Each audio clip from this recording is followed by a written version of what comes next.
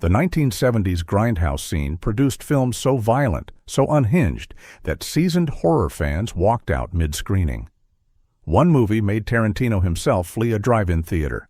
Another got its director arrested because authorities thought he'd actually murdered his cast. These aren't your typical midnight movies. These are the Grindhouse thrillers that crossed every line and shocked audiences who thought they'd seen everything. The Last House on the Left, 1972. Wes Craven's directorial debut didn't just push boundaries, it obliterated them completely. Two teenage girls heading to a concert get kidnapped by escaped convicts who torture and kill them in the woods. When the killers end up staying at one girl's family home, the parents discover what happened and unleash their own brutal revenge. This wasn't some Hollywood fantasy violence. Craven shot it with documentary-style realism that made audiences physically ill. The rape scene was so disturbing that actress Sandra Peabody was genuinely traumatized during filming. The male actors stayed in character between takes, continuing to harass her off-camera. You can see real terror in her eyes throughout the film. Theaters became war zones, people vomited, fainted, and there were rumors of heart attacks during screenings. Even Tarantino, the king of violent cinema, couldn't handle it. He famously walked out of a drive-in showing in Tennessee, calling it the only movie he couldn't sit through. The UK banned it outright for decades. The British Board of Film Censors wouldn't even touch it in 1974, citing explicit and sadistic violence. It stayed banned through the video nasty panic of the 1980s. Uncut VHS tapes were confiscated and led to prosecutions. The film didn't get a fully uncut UK release until 2008, 36 years after it was made. Craven later admitted he never expected such extreme reactions, but the controversy made it legendary in Grindhouse circles. I Spit on Your Grave, 1978. Director Mir Zarchi created what many consider the most controversial revenge thriller ever made. A young writer rents a cabin in the countryside and gets brutally attacked by a gang of local men who leave her for dead. She survives and spends the rest of the film methodically hunting down each attacker. The film came from a real place of anger. Zarchi got the idea after helping an assault victim get to a police station and witnessing how poorly she was treated by authorities. He wanted to make a statement about violence and justice, but critics saw only exploitation. Roger Ebert absolutely destroyed it, calling it a vile bag of garbage and giving it 0 stars. He wrote that attending it was one of the most depressing experiences of his life. Other critics were equally brutal, but audiences kept coming. The film made over $5 million worldwide, despite having no major studio backing. Zarchi had to self-distribute the movie, renting theaters himself and taking all the ticket sales. The guerrilla approach worked, but the backlash was severe. Countries banned it left and right. Australia, Norway, and Ireland all refused to show it. The UK banned and unbanned it multiple times over the years. What made it so disturbing wasn't just the violence, but the methodical way the revenge played out. Each kill was designed to fit the crime, creating an uncomfortable moral complexity that left audiences questioning their own bloodlust. Cannibal Holocaust, 1980. Ruggero Deodato created something so convincing that he got arrested for murder. This found-footage horror film follows an anthropologist searching the Amazon for a missing documentary crew. What he finds is footage showing their brutal deaths at the hands of cannibalistic tribes. Deodato used real indigenous tribes as actors and shot the fake documentary sequences on grainy 16mm film to create absolute realism. The violence was so convincing that Italian authorities arrested him, believing he'd actually killed his cast members.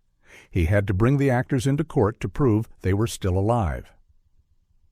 The film featured real animal killings that Deodato later regretted, but he defended the human violence as social commentary. He argued that fictional brutality was nothing compared to real atrocities happening worldwide. The movie was his way of holding up a mirror to civilized society's hidden savagery. Multiple countries banned it immediately. The UK, Australia, and Italy all refused to show it. Even decades later, it remains blacklisted in several places. The controversy only fueled its underground reputation among extreme horror fans. What separated Cannibal Holocaust from other exploitation films was its unflinching examination of media ethics and cultural imperialism. Beneath the gore was a serious critique of documentary filmmaking and Western attitudes toward indigenous peoples.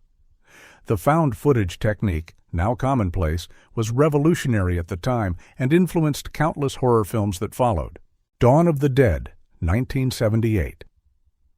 George Romero took his zombie concept from Night of the Living Dead and cranked it up to 11. 4 survivors hole up in a shopping mall during a zombie apocalypse, turning the location into both fortress and tomb.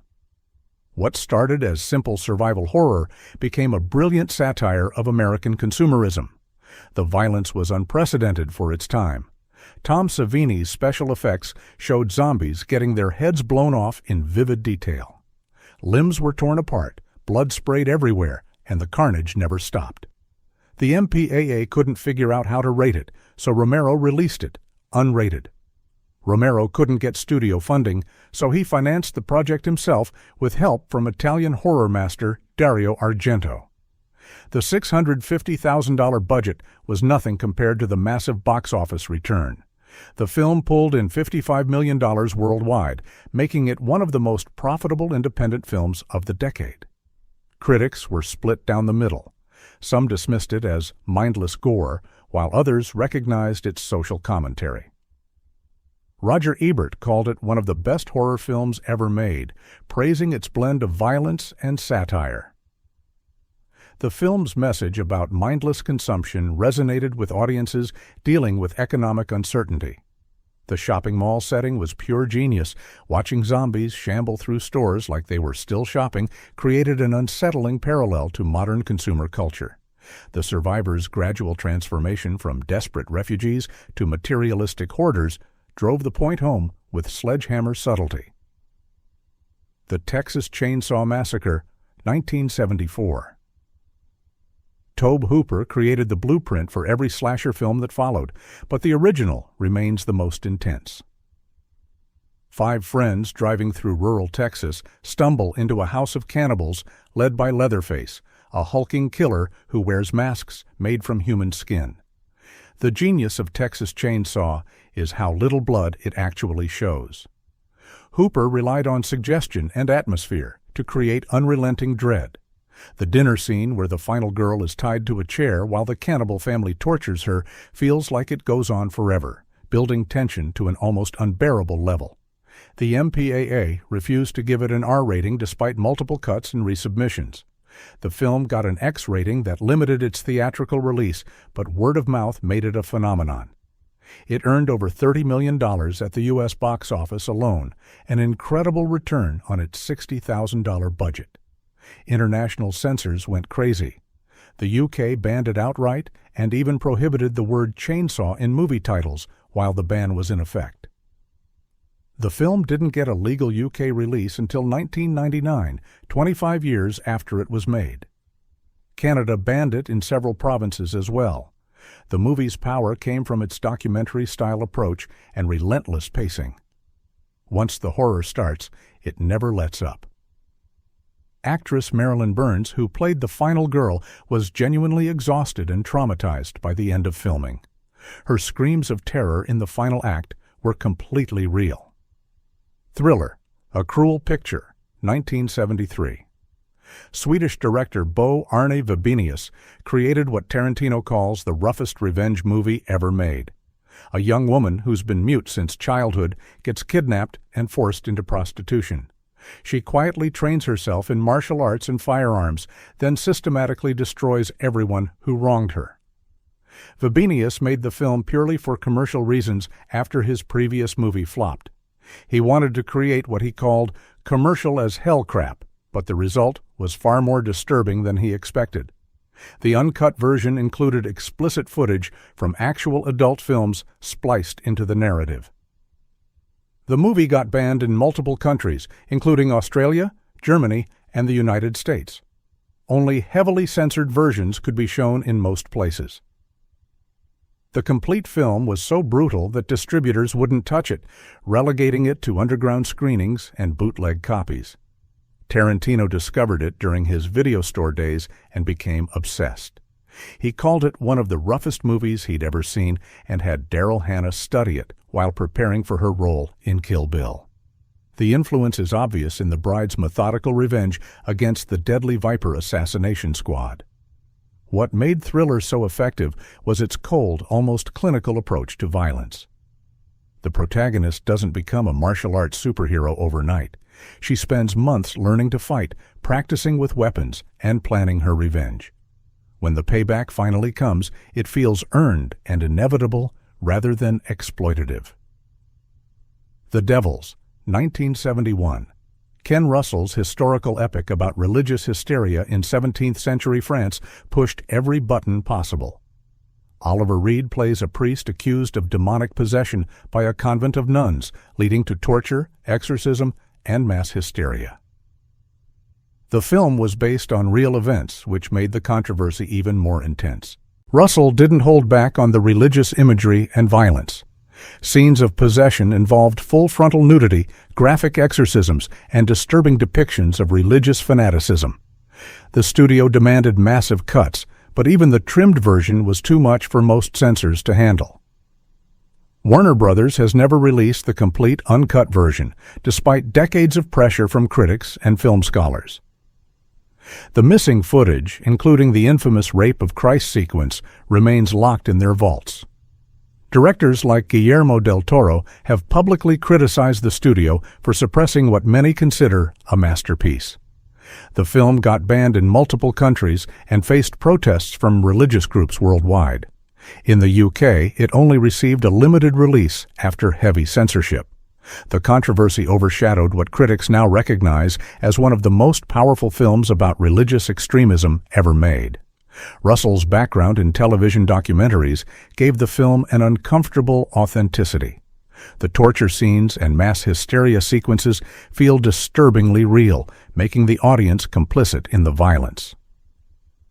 The film forces viewers to examine their own relationship with faith, power, and mob mentality. Ms. 45, 1981.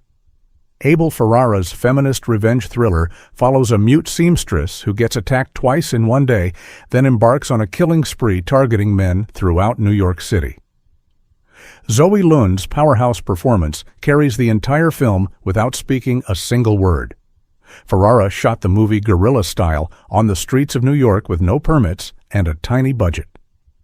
The gritty cinematography and authentic locations gave the film a documentary feel that made the violence even more unsettling. Real homeless people were used as extras, adding to the authentic urban decay aesthetic. The film faced heavy censorship due to its graphic violence and controversial themes. Several countries banned it outright, while others demanded significant cuts. The unrated version that played in Grindhouse theaters was far more brutal than anything mainstream audiences had seen. Critics were divided on whether the film was empowering or exploitative. Some saw it as a powerful statement about violence against women, while others dismissed it as just another revenge fantasy. The ambiguous ending leaves viewers to decide whether the protagonist is a hero or a monster. What elevated Ms. 45 above typical exploitation was Lund's nuanced performance and Ferrara's visual style. The film works both as visceral thriller and psychological character study. The protagonist's transformation from victim to predator is gradual and believable, making her final rampage both shocking and inevitable. Driller Killer, 1979. Abel Ferrara's debut feature about a struggling artist who goes insane and starts killing random people with a power drill became one of the most notorious video nasties. The cover art alone, showing a drill penetrating someone's skull, was enough to get it banned in multiple countries. Ferrara directed and starred in the film under fake names because the budget couldn't cover proper casting. Shot on 16mm film in New York without permits, the production was completely guerrilla. Real homeless people were used as extras, giving the film an authentic grittiness that studio productions couldn't match. The movie barely registered during its initial U.S. release, but in Britain it became a symbol of everything wrong with home video. The UK banned it under the Obscene Publications Act, and possession of an uncut copy could result in prosecution. A censored version finally appeared in 1999, but the complete film wasn't legal until 2002. Ferrara always maintained that Driller Killer wasn't a straightforward horror movie. He saw it as a Catholic guilt film about urban alienation and artistic frustration. The drilling scenes were less important than the protagonist's psychological deterioration in a hostile environment. The film's power comes from its authentic portrayal of New York's seedy underbelly during the city's financial crisis. The urban decay and social breakdown feel completely real, making the protagonist's violent breakdown seem almost inevitable rather than exploitative. House on the Edge of the Park, 1980.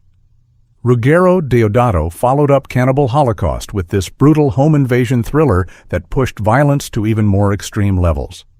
Two psychopathic criminals crash a party at a wealthy family's house and subject the guests to escalating torment throughout the night. David Hess, who played one of the killers in Last House on the Left, stars as the lead psychopath. His performance is genuinely terrifying, mixing charm with sudden explosive violence. The film's power comes from how it makes viewers complicit in the violence by creating tension around when the next attack will come. The movie got banned in the UK immediately and was prosecuted under the Video Recordings Act during the Video Nasty crackdown. It remained illegal for decades, with uncut copies confiscated and owners facing prosecution. The film didn't get a legal UK release until 2002, over 20 years after it was made.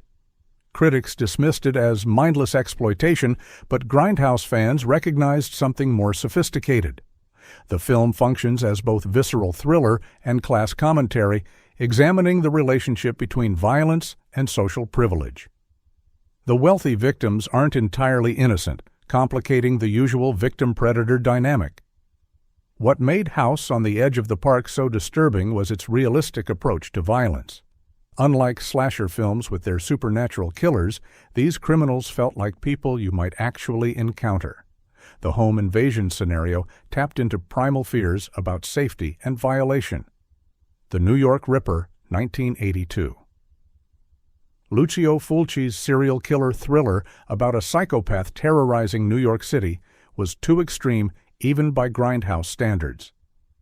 The killer targets women throughout Manhattan while taunting police with phone calls made in a Donald Duck voice, creating an unsettling mix of horror and dark comedy. Fulci's trademark gore effects were more graphic than anything he'd done before. The murder scenes were so realistic that several countries banned the film immediately. The combination of extreme violence and misogynistic themes made it controversial even among exploitation fans. The movie faced censorship everywhere it played. The UK banned it outright, while other countries demanded heavy cuts. The uncut version was relegated to underground screenings and bootleg copies. Even in Italy, Fulci's home country, the film was heavily censored. What separated The New York Ripper from other slasher films was Fulci's visual style and the urban setting. The authentic New York locations and documentary-style cinematography made the violence feel uncomfortably real. The killer's childish voice created a disturbing contrast with the brutal murders. Critics attacked the film for its treatment of women and graphic violence, but Fulci defenders argued it was a critique of urban alienation and media sensationalism. The killer's relationship with the press and his need for attention reflected anxieties about celebrity culture and violence. Make Them Die Slowly, 1981. Umberto Lenzi's entry in the cannibal film cycle took the extreme violence of Cannibal Holocaust and amplified it even further. A group of researchers in the Amazon encounter a tribe of cannibals, leading to some of the most graphic scenes ever put on film. The movie featured real animal killings that were even more disturbing than those in Cannibal Holocaust. Lenzi included scenes of animals being tortured and killed purely for shock value, creating controversy that overshadowed any potential social commentary. Multiple countries banned the film immediately, with the UK including it on their video nasty list. The animal cruelty scenes were particularly problematic for censors who saw no artistic justification for the graphic content. Even heavily censored versions were difficult to distribute. The film's reputation among exploitation fans was mixed. While some appreciated the extreme content, others felt it crossed ethical lines without purpose. The animal cruelty, in particular, was criticized even by fans of extreme horror who could tolerate fictional violence. What made Make Them Die Slowly notorious was its complete lack of restraint. Where other exploitation films had some sense of boundaries, Lenzi seemed determined to include the most disturbing content possible. The result was a film that shocked even hardened Grindhouse audiences. Don't Go in the House, 1979. Joseph Ellison's psychological horror film about a disturbed man who burns women alive in his mother's house was too intense for mainstream distribution. The protagonist's childhood trauma and systematic targeting of victims created an uncomfortable psychological profile. The film's power came from its realistic approach to mental illness and violence. Rather than presenting a supernatural monster, Ellison created a believable psychopath whose crimes felt disturbingly possible. The detailed exploration of the killer's psychology made the violence more disturbing. Several countries banned the film due to its graphic violence and psychological content. The scenes of women being burned alive were particularly problematic for censors, who felt the film crossed into torture territory. Even cut versions struggled to find distribution. Critics largely ignored the film during its initial release, but it found an audience among horror fans who appreciated its psychological complexity. The movie worked as both exploitation thriller and character study, examining the cycle of abuse and violence. What elevated Don't Go in the House above typical slasher films was its attention to character development and psychological realism. The killer's motivations were clearly established, making his crimes feel inevitable rather than random. The film forced viewers to confront uncomfortable questions about violence and mental illness. The Toolbox Murders, 1978. Dennis Donnelly's slasher film about a religious fanatic who kills promiscuous women with various tools was one of the most graphic horror films of its era. The methodical murder scenes and religious themes created controversy that extended beyond typical genre boundaries. The film's violence was unusually graphic for its time, with detailed murder scenes that pushed the boundaries of what audiences expected from horror movies. The killer's use of everyday tools rather than traditional weapons made the violence feel more realistic and threatening. Multiple countries censored or banned the film due to its extreme content. The UK included it on their video nasty list, while other countries demanded significant cuts. The combination of graphic violence and religious themes made it controversial across different cultural contexts. The movie found its audience among Grindhouse fans who appreciated its no-holds-barred approach to violence. While critics dismissed it as mindless exploitation, horror fans recognized it as an influence on later slasher films that would dominate the 1980s. What made the Toolbox Murders effective was its realistic approach to violence and its exploration of religious fanaticism. The killer's twisted moral code gave the murders a disturbing logic that made them more frightening than random violence. Let's Scare Jessica to Death, 1971. John Hancock's psychological horror film about a woman recovering from a mental breakdown who may or may not be experiencing supernatural events was too subtle for typical Grindhouse audiences, but too disturbing for mainstream viewers. The film's power came from its ambiguous approach to reality and mental illness. Viewers were never certain whether the protagonist was experiencing genuine supernatural events or suffering from psychological deterioration. This uncertainty created a unique form of psychological horror. While not banned like more graphic films, Let's Scare Jessica to Death was largely ignored by distributors who didn't know how to market it. The subtle approach to horror and complex psychological themes didn't fit into established exploitation categories. The movie found its audience through late-night television and revival screenings, where its psychological complexity could be appreciated. Critics who initially dismissed it began recognizing it as an underrated gem that influenced later psychological horror films. What made Let's Scare Jessica to Death special was its sophisticated approach to mental illness and supernatural horror. Rather than exploiting psychological trauma for cheap scares, the film created genuine empathy for its protagonist while delivering genuine frights. These films didn't just push boundaries, they completely demolished them and rebuilt cinema's relationship with violence, taboo, and artistic expression. Each one forced audiences to confront uncomfortable truths about society, violence, and their own bloodlust. Some crossed ethical lines that shouldn't be crossed, while others used extreme content to make powerful statements about human nature. Which of these grindhouse nightmares do you think went too far?